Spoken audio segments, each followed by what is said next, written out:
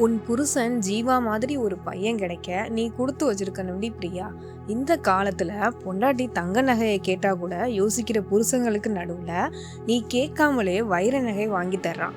எந்த கெட்ட பழக்கமும் இல்லை, கை நிறைய சம்பளம், உனக்கு என்னடி குறை? பிரியாவின் அம்மா பெருமிதத்தோடு இதை சொன்னபோது பிரியா வாய் திறந்து எதுவுமே பேசவில்லை. லேசாக புன்னகைத்தாள். ஆனால் அந்த புன்னகைக்கு பின்னால் இருந்த வலி அவளுக்கு மட்டுமே தெரியும். வெளியே இருக்கும் இந்த உலகத்திற்கு ஜீவா ஒரு உத்தமன், சிறந்த கணவன், உதவி செய்பவன். ஆனால் அந்த 4 சுவருக்குள் ஜீவாவோடு வாழும் பிரியாவிற்கு மட்டுமே தெரியும் அவள் தினமும் ஒரு நரகத்தில் வாழ்ந்து கொண்டிருக்கிறாள் என்று. கடைசியில் பொறுத்து பொறுத்து பார்த்த பிரியா, எனக்கு விவாகரத்து வேண்டும் என்று நீதிமன்ற படியேறிய போது இந்த சமூகம் வழக்கம் போல அவள் ஒரு பெண் என்பதால் பிரியாவையே திமிரு பிடித்தவள் என்று விரல் நீட்டியது. ஆனால் கோர்ட்டில் பிரியா உடைந்து போய் சொன்ன அந்த இரட்டை முகத்தின் உண்மை அங்கிருந்த அனைவரையும் உறைய வைத்தது. அப்படி என்ன நடந்தது அந்த மூடிய அறைக்குள்? வாங்க கதையை முழுசா பார்ப்போம். ஜீவா ஒரு ஐடி நிறுவனத்தில் உயர் பதவியில் இருப்பவள். பிரியாவின் பெற்றோர் வீட்டுக்கு வந்தால் ஜீவா அவர்களை நடத்தும் விதமே தனி. மாமா சாப்பிட்டீங்களா, அத்தைக்கு உடம்பு பரவாயில்லையா என்று ஓடோடி உபசரிப்பான். பிரியாவின் தோழிகள் வந்தா, பிரியாவை நல்லா பார்த்துக்கங்க ஜீவா என்பார்கள். அதற்கு ஜீவா, என் உயிரே பிரியா தான், அவளை கண்கலங்காம பார்த்துப்பேன் என்று அனைவரின் முன்னாடியும் பொய் சிரிப்பு சிரிப்பான். அனைவரும் கிளம்பியதும் அந்த வீட்டின் கதவு மூடப்படும். மறு நிமிடமே ஜீவாவின் முகம் மாறும்.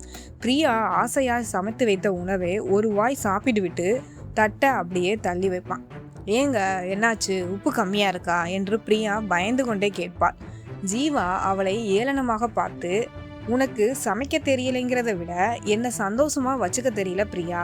உன்னையெல்லாம் கட்டிக்கிட்டதுக்கு என் தலையில நானே மண்ணை வாரி போட்டுக்கணும். ஆனா வெளியே உங்க அப்பா அம்மா முன்னாடி நான் நல்லவனா நடிச்சு அழுத்து போச்சு என்பான். பிரியா அதிர்ந்து போவாள். நான் என்ன தப்பு பண்ணேன் ஜீவா என்று கேட்டால், நீ வாழ்றதே நான் போடுற பிச்சையில தான், என்கிட்ட கேள்வி கேட்காத என்ற வார்த்தைகளால் சம்பந்தமே இல்லாமல் அவளது சுயமரியாதையை சுக்குநூறாக உடைப்பான். யாராவது பக்கத்து வீட்டுக்காரர்கள் ஜீவா உங்களை எம்பிட்டு நல்லா பார்த்துக்கிறாரு பிரியா என்று சொன்னால் ஜீவா பிரியாவை பார்த்து ஒரு வஞ்சக சிரிப்பு சிரிப்பான். பாத்தியா, ஊருக்கே நான் நல்லவன், நீ என்ன சொன்னாலும் இந்த ஊரு நம்பாது என்பதுதான் அந்த சிரிப்பின் அர்த்தம். பிரியாவிற்கு பணத்தையோ நகையையோ ஜீவா குறையாக வைத்ததே இல்லை. ஆனால் ஒரு மனைவியாக அவளுக்கு தேவையான அன்பையும் கவனத்தையும் முற்றிலுமாக பறித்து விட்டான். இரவு 9 மணிக்கு வீட்டிற்கு வரும் ஜீவா பிரியாவிடம் ஒரு வார்த்தை கூட பேச மாட்டான்.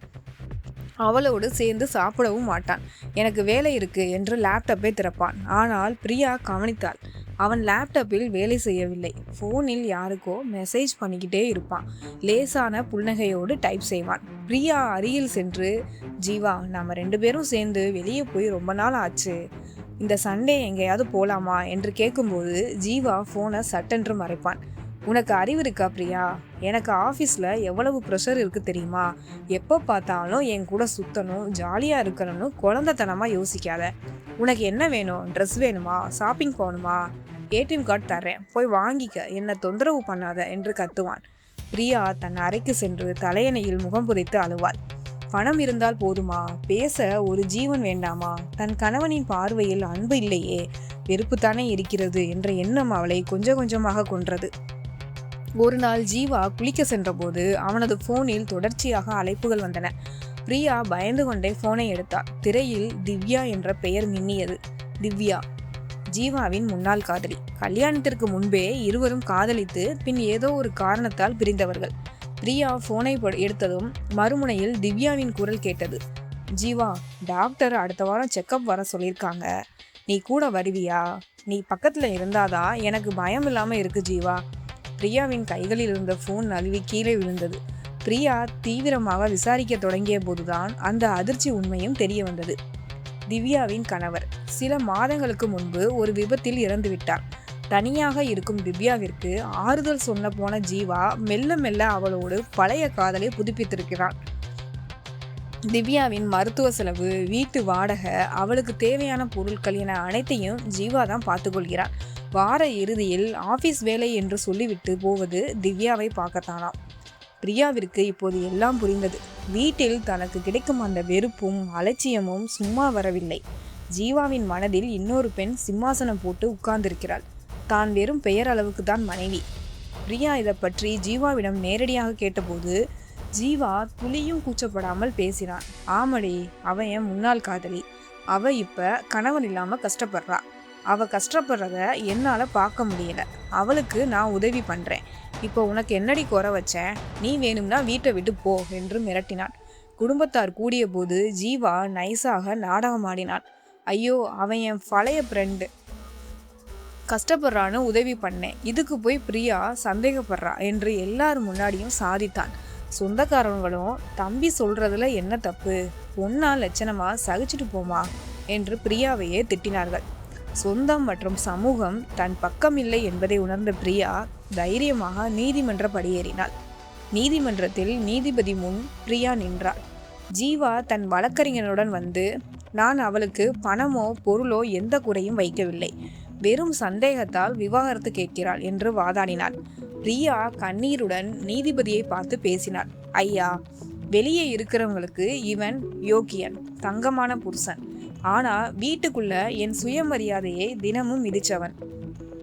என் கூட வாழ வேண்டியவன் தன் முன்னாள் காதலியோட புருஷன் இறந்துட்டாங்கிற காரணத்துக்காக என் வாழ்க்கையை நரக்கமாகிட்டு அவ கூட வாழ போயிட்டான்.